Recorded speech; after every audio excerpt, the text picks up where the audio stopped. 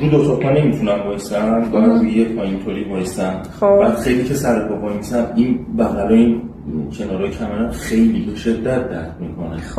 طولانی مدت وقتی که سر پا وایسم یه کاری انجام میدم. شونرم ببینین توی وضعیت. خب حالا میخوام راه بریم.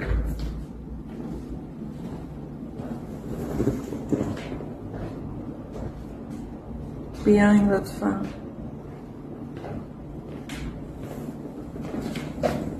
بعدش و به هم بگه تغییراتی چطور شده. خود دونه آگاه بودی به هم بگو.